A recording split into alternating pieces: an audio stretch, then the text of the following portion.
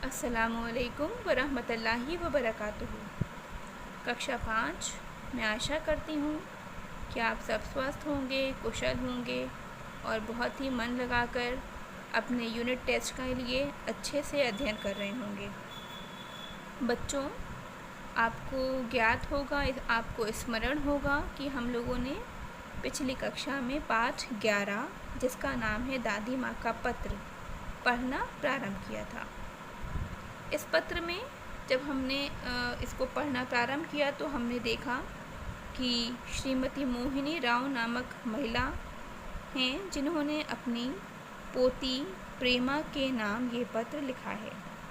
और ये कोई काल्पनिक पत्र नहीं है, मतलब किसी लेखक के मन में उठने वाली भावनाओं का रचनात्मक रूप नहीं है, किसी लेखक की काल्पनिक रचना नहीं, बल्कि ये वास्तविक पत्र है। ये सच में श्रीमती मोहिनी राव ने अपनी पोती प्रेमा को लिखा था, जिसमें उन्होंने अपनी पोती को गंभीरतापूर्वक अध्ययन करते हुए, कठिन परिश्रम करते हुए जीवन में सफल होने का संदेश दिया है। और उनकी इच्छा है कि वो एक परिश्रम करके एक सफल जीवन व्यतीत करे। तो हमने ये पाठ पढ़ा था और आपने देखा था कि किस प्रकार से प्रेमा जो मोहिनी राव हैं, इन्होंने जब इनका विवाह तय हो गया, इनकी पढ़ाई पूरी होने के उपरांत, तो जब 1 वर्ष का जो समय था, इन्होंने उसे व्यर्थ कार्यों में न लगाकर एक सही कार्य में लगाने का प्रयत्न किया, एक सही कार्य में लगाने का निश्चय किया। और वो सही कार्य क्या था? वो सही कार्य था शिक्षिका बनने का कार्य। और उन्होंने ये निर्णय कर एक बालिका विद्यालय में शिक्षिका की नौकरी करना प्रारंभ कर दिया। तो इस प्रकार हमने ये पाठ यहाँ तक पढ़ लिया था। आज हम ये पाठ जहाँ से हमने इसे पढ़ना छोड़ा था, आज हम उसे वहाँ से पढ़ेंगे। हमने यहाँ तक पढ़ा था जब वे अपना पहला वेतन लाकर अपने पिताजी को देती हैं और उनके द्वारा वेतन देने पर उनके पिताजी बहुत प्रसन्न हो जाते हैं और वो कहते हैं कि तुमने सिद्ध कर दिया कि तुम आत्मनिर्भर हो, यानी तुम खुद कार्यों को करने में सक्षम हो। तुम्हारे अंदर इतनी क्षमता है कि तुम स्वयं बड़े बड़े कार्य भी बड़ी सरलता से कर सकती हो। ठीक है। और उन्होंने ये भी कहा कि तुम अपने जीवन में इसी प्रकार की भावना सदैव बनाए रखना। तो चलिए आज हम इसके आगे से पढ़ेंगे। पिताजी ने मेरे भीतर स्वाभिमान पैदा किया। स्वाभिमान मतलब अपने ऊपर सम्मान। उन्होंने मुझे महसूस कराया कि शिक्षिका की नौकरी सबसे अच्छी नौकरी होती है और ऐसी कमाई सबसे अच्छी कमाई है। ठीक है। मतलब उनके पिताजी ने जिस प्रकार से उनकी सराहना की, जिस प्रकार से उनको ये कहा कि तुम बहुत आत्मनिर्भर हो, तुम बहुत मेहनती हो, तुमने बहुत कठिन परिश्रम किया है, तो उनको उनकी बातों से ये लगा कि वो जो कार्य कर रही हैं, कौन? मोहिनी राव, वो शिक्षिका का जो कार्य कर रही हैं, बच्चों को शिक्षा देने का जो कार्य कर रही हैं, वो कार्य बहुत अच्छा है। क्योंकि इससे किसी न किसी का लाभ होता है, किसी न किसी प्रकार से। वे कहने लगे, विद्या अभ्यास से बढ़ती है, धन उपयोग से घटता है। आपने देखा होगा कि जब हम जैसे मान लीजिए आप पढ़ते हैं, ठीक है, मैं आपको एक बहुत सरल उदाहरण दे रही हूँ। जैसे कि आप गणित लगाते हैं, गणित जानते हैं किसे कहते हैं? गणित कहते हैं मैथ्स को। ठीक है। तो बच्चों, मैंने देखा है अधिकतर कक्षा में ऐसा होता है कि शिक्षिका जब आती हैं गणित की कक्षा में, तो वो आपको जो भी प्रश्न आपके होते हैं वो आपको समझाती हैं और समझाकर फिर चली जाती हैं। पर ऐसा बहुत कठिन है कि एक ही समय में एक कक्षा में बैठे सभी बच्चों को वो प्रश्न समझ में आ जाए। कुछ बच्चों को समझ में आ जाता है और कुछ बच्चे होते हैं जो नहीं समझ पाते हैं। ठीक है। तब हम लोग क्या करते हैं कक्षा में? आप करते होंगे ऐसा कि हम लोग क्या करते हैं, एक दूसरे की मदद लेते हैं। जैसे कि मैंने देखा या आपने देखा कि आपके पास जो बैठा हुआ आपका मित्र है या आपका सहपाठी है, उसको तो भली प्रकार समझ में आ गया वो प्रश्न, ठीक है, या आपको भली प्रकार समझ में आ गया और आपके पास बैठे सहपाठी को समझ में नहीं आया, तो आपने क्या कर दिया, उसकी मदद की। आपने कहा कि देखो ये ऐसे नहीं ऐसे होगा, फिर ऐसे नहीं ऐसे होगा, और इस तरह से वो भी उस प्रश्न को भली प्रकार समझ गया। तो आपने अगर कभी ऐसा किया हो तो आपको पता होगा, और अगर आपने ऐसा नहीं किया है तो ज़रूर करिएगा, अवश्य करिएगा, अपने घर पर करिए, अपने भाई बहनों के साथ करिए, कि जब आप उसको बताते हैं तो उसको जो नहीं पता है वो तो पता ही चल जाता है, लेकिन आपको उसका दोहरा ज्ञान हो जाता है, आपको वो आपके मस्तिष्क में वो बिल्कुल बैठ जाता है, और फिर ऐसा बैठता है कि वो आपके मस्तिष्क से बाहर नहीं निकलता। अगर आपके घर में आपके छोटा भाई छोटी बहन कोई भी हो, और कोई भी विषय, हिंदी, अंग्रेज़ी, उर्दू, ठीक है, विज्ञान, कोई भी विषय जिसमें वो ना समझ पा रहा हो, तो आप एक बार उनको पढ़ाइएगा और समझाइएगा। फिर देखिएगा कि आप तो, क्योंकि आपको पता है तो आपने उनको बता दिया, समझा दिया, आप जिस भी विषय को पढ़ा रहे उन्हें, परंतु समझाने के बाद अभी तक तो, जब तक आपने उसको समझाया नहीं था, आपको केवल पता था, लेकिन जब आप उसको समझा देंगे और पढ़ा देंगे तो आपको वो चीज़ आपके मस्तिष्क में बैठ जाएगी और वो कभी भी बाहर नहीं निकलेगी। तो यहाँ पर जो कहा गया है कि विद्या अभ्यास से बढ़ती है, तो कहने का अर्थ यही है कि हम जितना अधिक अभ्यास करते हैं, जितनी बार उसको पढ़ते हैं या पढ़ाते हैं, वो हमारे मस्तिष्क में बैठती जाती है और दिन प्रतिदिन हमारा ज्ञान में वृद्धि होती रहती है, ठीक है। इसी प्रकार से धन है। अब मान लीजिए आपके पास 10 रुपये हैं और उसमें से आपने 2 रुपये किसी को दे दिए, ठीक है, तो आपके पास कितने रुपए बचे? क्या 10 बचे? नहीं, कितने बचे? 8 ही तो बचे, है ना, है, ऐसा होता है ना। ये धन है बेटा, इसे हम जितना खर्च करेंगे ये खर्च हो जाएगा, ये हमारे पास नहीं रुकेगा। लेकिन विद्या एक ऐसी चीज़ है जो ना कोई चोर चुरा सकता है, ना इसमें जंग लगता है, ना कोई आपसे छीन सकता है, ये सदैव हमारे पास रहती है, और जब हम इसको बांटते हैं दूसरों से तो ये बढ़ जाती है, ठीक है। तो जो आपको पता है वो दूसरों को बताइए, ज्ञान की बातें, ताकि दूसरों को भी पता चले और आपका जो कोश है वो भी बढ़ता जाए, भर जाए आपका विद्या का कोश। तो विद्या अभ्यास से बढ़ती है, धन उपयोग से घटता है, ज्ञान और सीख प्रयोग से बढ़ते हैं या बांटने से भी बढ़ते हैं। तुम किसी को 100 रुपये देती हो तो लाभ पाने वाले को होता है। मतलब मान लीजिए आपने किसी को 100 रुपये दिए तो किसका लाभ होगा? आपका लाभ होगा? आपको कोई लाभ नहीं होगा, आपके पास से तो 100 रुपये चले गए, लेकिन लाभ किसका होगा? जिसको आपने 100 रुपये दिए। पर तुम 100 रुपये खो देती हो, ठीक है, तुमने क्या किया, 100 रुपये तुम्हारे चले गए, आपके 100 रुपये तो चले गए।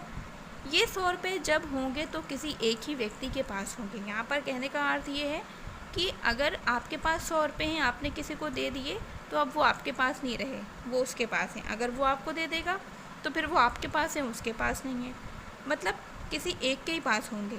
पर यदि तुम किसी को ज्ञान देती हो तो वह तुम दोनों की संपत्ति होता है। संपत्ति का अर्थ होता है धन दौलत, ठीक है। अब जैसे कि आपने किसी को कुछ पढ़ना सिखाया, आपने किसी छोटे बच्चे को अगर शब्द लिखने सिखाए, अंग्रेज़ी या हिंदी या उर्दू के, तो क्या आप उन शब्दों को भूल गए सिखाने के बाद?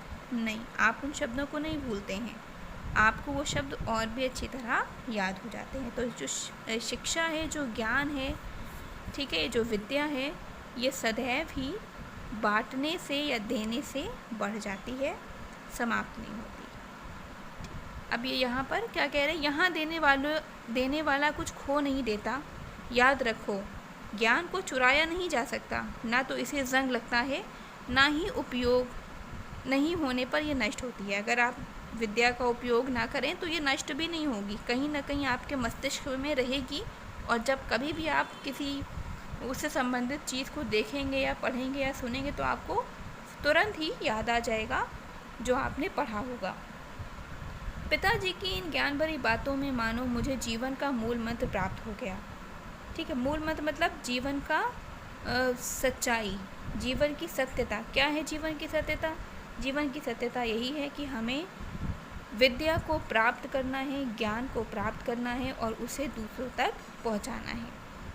वे मुझे उससे मूल्यवान कुछ नहीं दे सकते थे। जो ये कह रही हैं कि उन्होंने जो मुझे इतनी अच्छी बातें बताई, उससे ज़्यादा अच्छा तोहफ़ा उपहार मेरे लिए कोई नहीं हो सकता था उनकी ओर से। मैं अब यही मंत्र तुम्हें दे रही हूँ। अब यहाँ पर दादी अपनी पोती से यही बात कह रही हैं कि बेटा क्या करो, खूब अध्ययन करो, खूब परिश्रम करो, खूब विद्या प्राप्त करो। क्यों? क्योंकि वो तुमसे कोई छीनेगा नहीं कभी भी, वो सदैव तुम्हारे काम आएगी और इसके साथ साथ दूसरों से को भी तुमसे लाभ होगा। बेटी, शिक्षा एक अनवरत प्रक्रिया है। अनवरत का अर्थ होता है लगातार, ठीक है। शिक्षा एक अनवरत प्रक्रिया है, यह जीवन पर्यंत चलती है। जीवन पर्यंत मतलब जीवन भर। जीवन का हर दिन किताब के एक पन्ने के समान है। इस पर तुम जो चाहो सो लिखो, क्योंकि अपने इस जीवन रूपी किताब की लेखिका तुम ही हो। अब आप खुद सोचिए कि ये जो हमारा जीवन है, इस पे को हम जैसा चाहें वैसा बना लें। ये हमारे हाथ में है, ये हमारे हम जैसा चाहें। अगर हम मान लीजिए अगर हम नहीं पढ़ते हैं, अगर हम अध्ययन नहीं करते हैं, तो क्या हम डॉक्टर बन सकते हैं? तो क्या हम शिक्षक बन सकते हैं? नहीं बन सकते।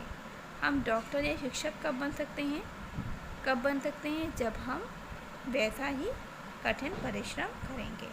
और परिश्रम करना बहुत आवश्यक है हमारे लिए। क्यों? क्योंकि हमारा जीवन, अगर हम अपने जीवन को सफल बनाना चाहते हैं तो हमें परिश्रम तो करना ही होगा, ठीक है। तो यहाँ पर वो यही कह रही हैं कि जो हमारा जीवन है वो जो जीवन है वो किताब के पन्ने की तरह है। एक ऐसा पन्ना जिस पर कुछ नहीं लिखा है और उस पर हम जो चाहें वो लिख दें, अपने परिश्रम से या अपने कार्यों से या परिश्रम ना करके, ठीक है। इस पर तुम जो चाहो सो लिखो, क्योंकि अपने इस जीवन रूपी किताब की लेखिका तुम ही हो। गांधी जी कहा करते थे, स्त्रियों को भी शिक्षित होना चाहिए। अब यहाँ पर देखिए बताया गया कि गांधी जी क्या कहते थे, वो अपनी पोती को भी बता रही हैं। स्त्रियों को भी शिक्षित होना चाहिए, क्योंकि पुरुषों के शिक्षित होने का लाभ केवल उन्हीं को होता है। जबकि स्त्री शिक्षित हो जाए तो पूरा परिवार शिक्षित हो जाता है। अच्छा, अब आपने देखा होगा घर पर जब आप पूरा टाइम कौन होता है? घर पर पूरा टाइम हमारी माता होती ना, आपकी माता जी घर पर होती हैं, आपके लिए खाना बनाती हैं, ठीक है। तो पूरे टाइम घर पर हर समय जो होता है घर पर कौन होता है? हमारी माता जी होती हैं। पिताजी कब होते हैं? पिताजी तो बहुत कम समय के लिए घर पर होते हैं, या तो शाम के समय मिलते हैं, है ना। और कब बहुत सारों के घरों में तो ऐसा होता होगा जब वो सोकर उठते होंगे तो पिताजी जा चुके होते होंगे। तो पिताजी का समय घर पर अधिक नहीं व्यतीत होता है, उनके स्थान पर माता जी हमारे साथ प्रतिदिन प्रति क्षण हर समय होती हैं। तो एक माँ जो होती है, यदि वो शिक्षित होगी, अगर आप क्यों पढ़ रहे हैं?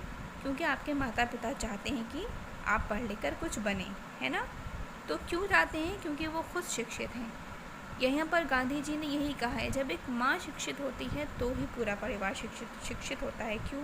क्योंकि माँ को इस बात का ज्ञान होता है, माँ के मन में हर समय ये चिंता होती है कि उसको अपने बच्चों को पढ़ाना है। यदि वो शिक्षित है तो उसको अपने बच्चों को पढ़ाना है, उसके बच्चों के पढ़ाई का समय है, उसके बच्चों के विद्यालय जाने का समय है, और वो प्रति क्षण प्रतिदिन हर समय अपने बच्चों के साथ उनकी पढ़ाई में उनकी सहायता करती रहती है हर प्रकार से। अधिकतर ऐसा होता है कि हम लोग क्या करते हैं, जब छोटे बच्चे जो होते हैं उनका पढ़ने में मन नहीं लगता, वो नहीं चाहते हैं कि वो पढ़ें, वो चाहते हैं कि वो खेलें। तो उन्हें कौन पढ़ाता है?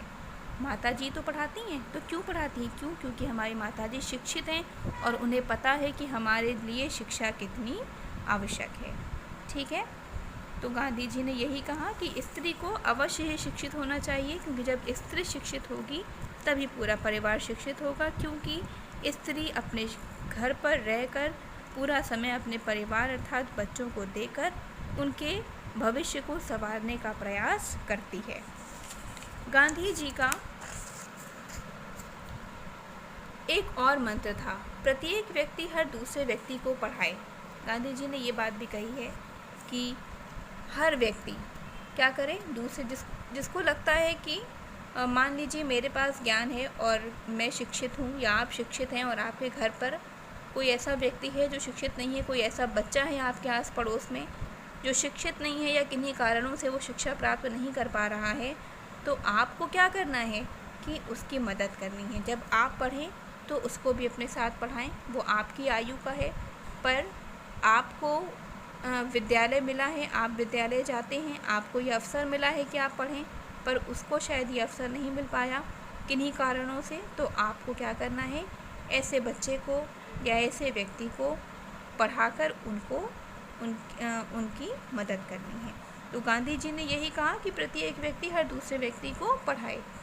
पढ़ाने से उनका अभिप्राय सिर्फ पढ़ाने या लिखाने से नहीं था, उनका अभिप्राय था कि जो शिक्षा से वंचित हैं उनके सोच विचार को व्यापक बनाया जाए। ठीक है बेटा, जो शिक्षा होती है वो हमारे मस्तिष्क को खोल देती है, जिससे हम अधिक सोच पाते हैं और ये सोच पाते हैं कि हमारे लिए या हमारे भविष्य के लिए क्या सही है और क्या उचित है और क्या अनुचित है। तो गांधी जी यही चाहते थे कि पढ़ना लिखना तो सीखें ही लोग, लेकिन इसके साथ साथ वो ये भी सीखें, वो ये भी जानें कि उनके लिए और उनके भविष्य के लिए, उनके बच्चों के लिए कौन सी बातें आवश्यक हैं और कौन सी बातें अनावश्यक हैं। जो आवश्यक बातें हैं, जो उचित बातें हैं, वो उन्हें अपने जीवन में ग्रहण करें, और जो बातें अनुचित हैं, जो उनके लिए अनावश्यक हैं, उनको वो छोड़ दें। बेटी, अपने ज्ञान को तुम दूसरों को में बांटो, विशेषकर का अर्थ होता है खासकर। ठीक है, विशेषकर उनमें जो पुस्तकों के अभाव का अर्थ होता है कमी, जो पुस्तकों के अभाव में पढ़ लिख नहीं सकते, उन्हें शिक्षा से वंचित मत होने दो। वंचित का अर्थ होता है ना होना। ठीक है, किसी चीज़ का, किसी वस्तु का ना होना क्या कहलाता है, वंचित। कठोर परिश्रम का फल सदा अच्छा होता है। जो भी काम शुरू करो उसे सही ढंग से अंत तक करती जाओ। परिश्रम कम लगे या अधिक, काम मन लगाकर करना। तुम्हारा प्रत्येक प्रयास सफल हो, यही मेरा आशीर्वाद है। तुम्हारी दादी माँ। तो आपने देखा कि दादी माँ केवल ये चाहती हैं कि वो परिश्रम करके आगे बढ़े और अपने द्वारा किए गए परिश्रम से दूसरों को लाभ पहुंचाए और अपने जीवन को एक सफल जीवन बनाए। ठीक है, तो ये जो पत्र है, इससे हमें ये संदेश मिलता है कि हमें अपने जीवन में कठिन परिश्रम करके कठिनाइयों पर विजय प्राप्त करते हुए आगे बढ़ना चाहिए और हमें दूसरों की मदद भी करनी चाहिए, विशेषकर वे लोग जो किन्हीं कारणों से पढ़ने लिखने से वंचित हैं, जो पढ़ नहीं पाते हैं, जिनके पास पुस्तकें नहीं हैं। हम उन्हें अपनी पुस्तकें देकर, आपके पास पुरानी पुस्तकें होती हैं ना, आप अपनी पुरानी पुस्तकें किसी को दे दें, किसी ऐसे बच्चे को जिसके पास न विद्यालय है, न पुस्तकें हैं, न उत्तर पुस्तिकाएँ हैं, न पेंसिल है। ठीक है, तो इस प्रकार से हम क्या कर सकते हैं, दूसरों की मदद करके अपने और दूसरों के जीवन को सफल बना सकते हैं। ठीक है बच्चों, तो इस बात का आप ध्यान रखिएगा कि आप अपने साथ साथ दूसरों की भी मदद करें और सबसे पहले स्वयं को अपने जीवन को सफल बनाने के लिए कठिन परिश्रम करें। एक लक्ष्य निश्चित कर लें कि मुझे अपने जीवन में बड़े होकर क्या बनना है। जैसा बनना चाहते हैं वैसा ही अध्ययन करें, ताकि आपका एक जीवन जो है वो सफल जीवन हो। और जब किसी और की मदद वही व्यक्ति कर सकता है जो खुद सफल होगा, जो खुद सफल नहीं होगा वो किसी और की मदद नहीं कर पाएगा। तो यदि आप किसी की मदद करना चाहते हैं तो पहले क्या करेंगे, अपने आप को एक सफल व्यक्ति बनाने का लक्ष्य निर्धारित करते हुए कठिन परिश्रम करेंगे। ठीक है बच्चों, तो ध्यान रखिए, इस बात को कभी मत भूलिएगा अपने जीवन में कि आपको बड़े होकर ऐसा बनना है जिससे आपका और आपके समुदाय के लोगों का भला हो। ठीक है, बहुत आवश्यकता है ऐसे लोगों की जो हमारे समुदाय में जो आगे आएँ और आगे बढ़कर लोगों की मदद के लिए अपने हाथों अपने द्वारा कार्य किए गए कार्यों से लोगों के जीवन को सफल बनाएं। चलिए, कक्षा यहीं पर समाप्त होती है और ध्यान रखिएगा इस बात का कि आपको कठिन परिश्रम करके अपने जीवन को सफल बनाना है। अस्सलामु अलैकुम वरहमतुल्लाहि वबरकातुहू।